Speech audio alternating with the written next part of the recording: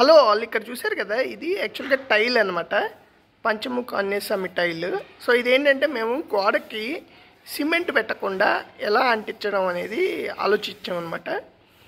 So జనరల్గా మనం ఏం చేస్తామంటే ఈ టైల్ని చుట్టూ సిమెంట్ పెట్టేసి దాన్ని కొంచెం ఆరనిచ్చాక హార్డెన్ అయిపోతుంది. కాకపోతే ఏంటంటే సిమెంట్ పెట్టడం వల్ల కొంచెం లుక్ పోతుంది కదా, అందుకని మేము ఏం చేసామంటే చూసారు కదా, ఇక్కడ ఎరల్డైట్ తెచ్చామన్నమాట. తెచ్చి ఈ కింద ఉంది చూసారా, ఇదేంటంటే మనకి అడ్వర్టైజ్మెంట్స్కి మనకి గేట్ ముందు అంటిస్తారు కదా, నో పార్కింగ్ అని చెప్పి. సో అదనమాట ఆ బోర్డు. ఫస్ట్ ఏం చేసామంటే ఈ టైల్ని ఈ ఈ నో పార్కింగ్ బోర్డు ఏదైతే ఉందో దానికి ఈ ఎరల్డైట్తో అంటించాం అనమాట. డైరెక్ట్గా కాంక్రీట్ మీద ఈ టైల్ ట్రై చేసాం కానీ అంతగా అంటుకోవట్లేదు.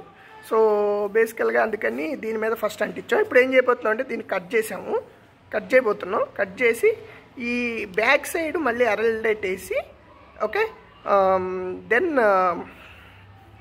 ఈ మొత్తం టైల్ని అంటించబోతున్నాం. ఒకసారి అంటించాక మీకు చూపిస్తాను నేను. బేసికల్ ఇక్కడ చూశారు కదా, మీకు ఇది మామూలుగా హార్డ్వేర్ షాప్స్కి వెళ్తే దొరికిపోతుంది. ఈ ఎరల్డైట్ అనేది కాంబినేషన్ ఆఫ్ ఎదసివ్ అండ్ రెజిన్ అనమాట. ఈ రెండు మనకి మిక్స్ చేసుకొని దీన్ని టైల్ బ్యాక్ సైడ్ కొంచెం ఈ బోర్డుకి మనం కనుక పెట్టుకుంటే చాలా హార్డ్గా ఉండిపోతుంది. వన్స్ మీకు అంటించాక నేను చూపిస్తాను. చూసారు కదా, మాకైతే ట్రిక్ బాగా వర్కౌట్ అయిందండి. ఇది టైల్ కింద మనకి ప్లాస్టిక్ నో పార్కింగ్ బోర్డ్స్ ఉంటాయి కదా, అది. సో చాలా నీట్గా అంటుకుంది, కొంచెం స్ట్రాంగ్గా కూడా ఉంది.